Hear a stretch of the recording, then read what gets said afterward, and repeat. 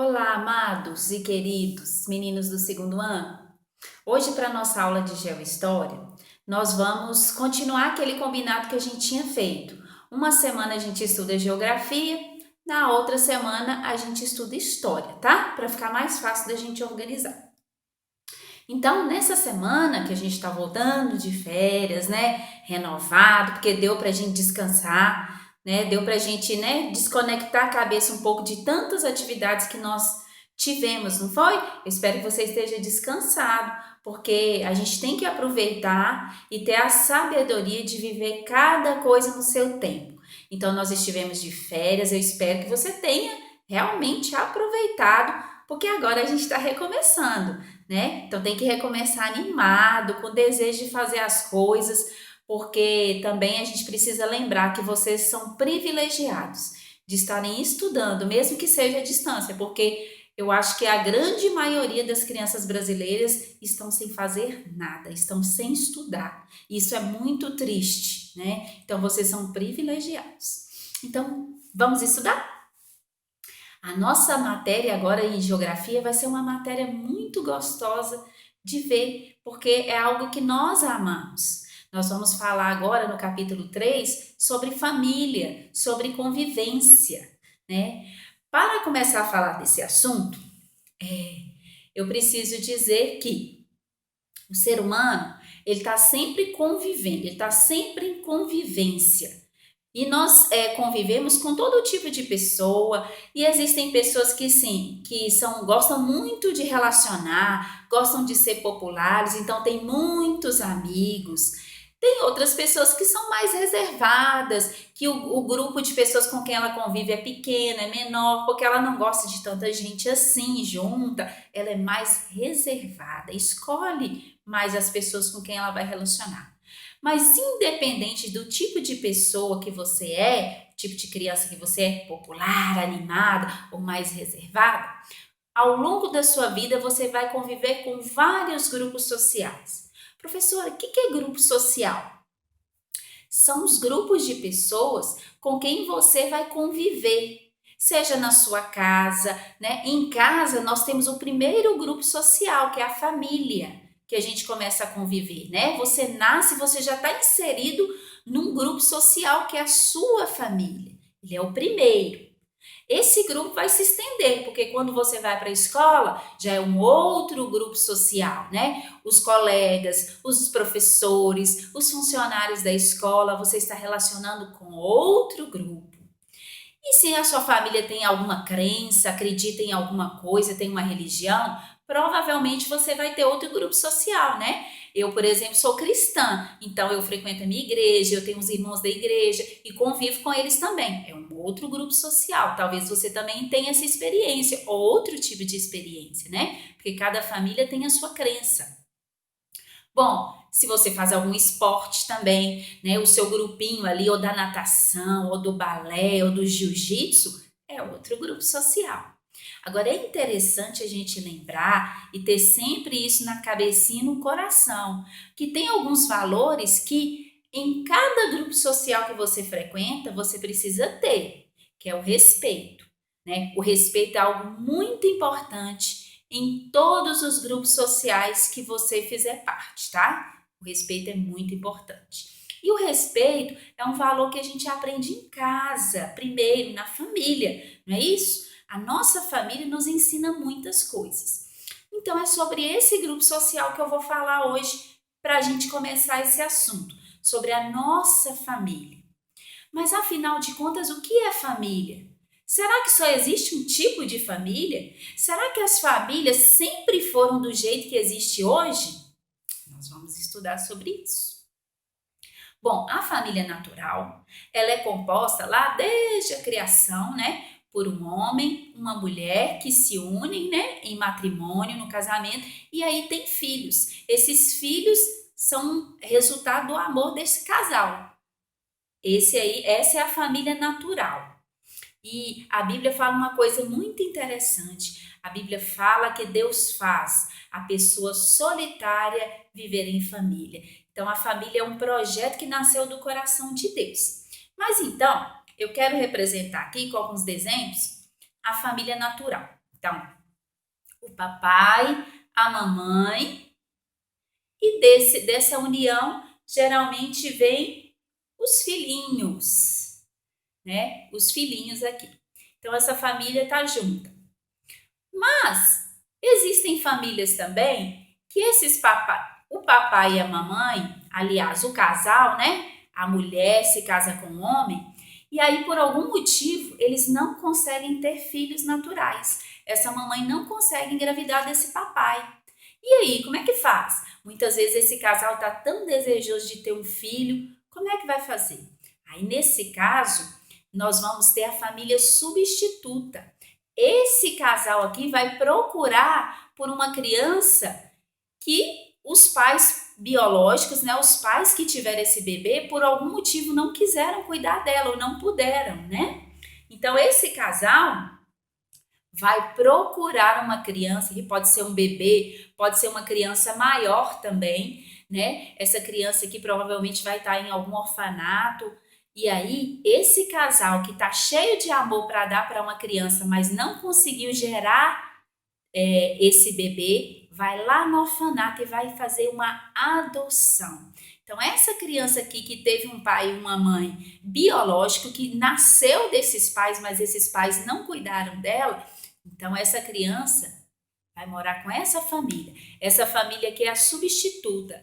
Essa criança não é de sangue desses pais, mas esses pais pegaram para ficar com ela. E a família substituta pode ter tanto ou mais amor do que a família biológica. Família biológica que nasce da barriga da mãe mesmo. Pode ter tanto, é a mesma coisa, tá, gente? Porque esses pais que criam com amor é a mesma coisa que se a criança tivesse nascido dessa mãe, tá bem? Essa aqui é a família adotiva, a substituta. Mas imaginando que esses pais realmente tiveram esses filhos aqui, e aí esse casal se amou muito, se gostou e teve esses filhinhos aqui, os filhinhos no meio do caminho, no meio da caminhada, todo mundo aqui vivendo junto, por algum motivo, esse papai e essa mamãe estão brigando muito, tem muitos problemas, se desentendem e aí, ó, esse papai fala assim, olha, eu vou sair de casa, a gente tá brigando muito, não tá dando certo, saiu de casa. E aí, de repente, essa mamãe vai ficar com os filhos. Ou então o papai, antes de sair de casa, fala, não, eu vou sair de casa, mas esses filhos são meus também. E às vezes eles vão ter que entrar em acordo, essa mamãe e esse papai, para ver como que vão cuidar dessas crianças aqui. Se vai ficar um tempo, uma semana com a mãe e na outra semana fica na casa nova do pai, ou se vai ficar sempre com a mamãe e o papai vai pegar esses filhos para ficar no final de semana. A gente está falando aqui de famílias desfeitas, de pais divorciados. Desfeita, gente, não quer dizer que deixou de ser família, que o pai deixou de ser pai, que a mãe deixou de ser mãe, não. Os filhos de pais divorciados continuam tendo a sua mãe e o seu pai, eles só não estão mais juntos. É triste? É triste, mas acontece demais, acontece a todo momento. Isso aconteceu comigo. Quando eu tinha 5 aninhos, o meu pai foi embora, né? Não foi embora para sempre. Ele mudou de casa, mas ele estava sempre conosco, né? Foi muito triste, mas a gente se acostumou, né? Porque a criança, quando isso acontece na casa dela, precisa se adaptar. E aí, eu tô falando sobre isso para explicar da família recomposta, né? O que é a família recomposta? É quando esse papai que saiu de casa vai conhecer outra moça, outra mulher e vai constituir outra família com ela. E essa mamãe aqui, que ficou com esses 2 filhinhos, também pode conhecer um outro moço e se casar, tá? E aí a gente fala que é família recomposta, porque esse casal aqui, ó, o papai que se casou com outra pode ter outros filhos. E essa mamãe aqui que se juntou agora com esse padrasto, né? E quando a mãe casa com outro homem, esse homem se torna o padrasto dessas crianças. Pode ser que essa mamãe resolva ter outros filhos com esse pai, esse padrasto aqui. E também pode ser que esse papai aqui, que casou com essa nova moça, que chama madrasta, resolva ter outros filhos também, tá? Então, essas aqui são as famílias recompostas.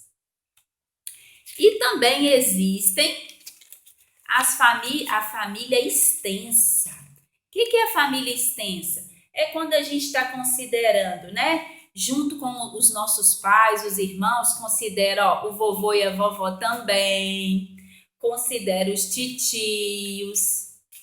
Nossa, agora não tem nem espaço para eu colocar.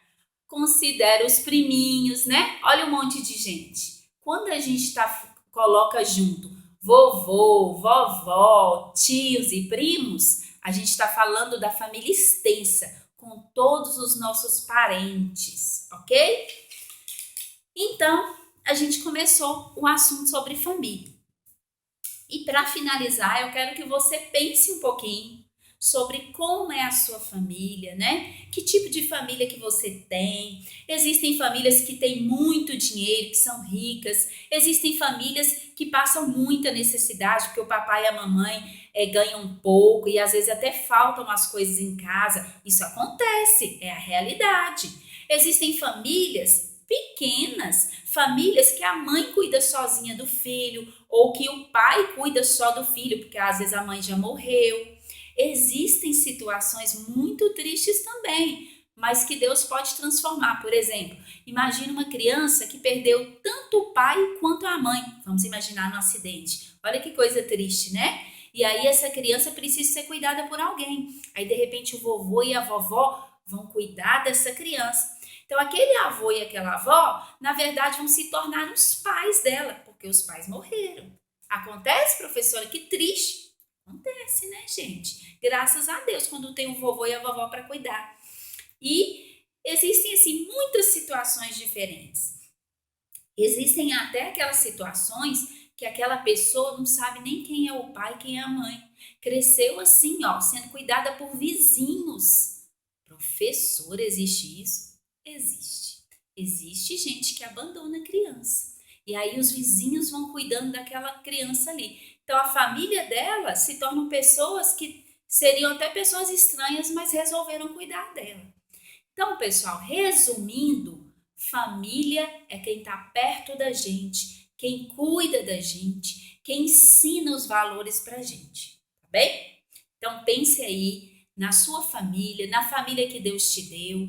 Nem sempre as famílias são todos calmos. Tem família que tem gente mais brava. Tem família que todo mundo adora uma preguicinha, gosta de tirar uma soneca. Tem família que é da agitação, adora esporte, todo mundo é festeiro. Então, cada família tem o seu jeitinho. E nós precisamos respeitar as famílias que são diferentes da nossa.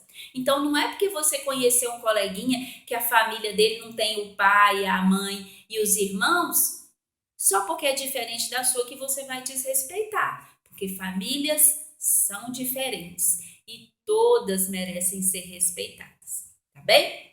Pense aí sobre a sua família, sempre valorize a sua família e corre lá no livro que tem atividade para você me contar um pouquinho da sua. Como é a sua família? Um beijo, fiquem com Deus.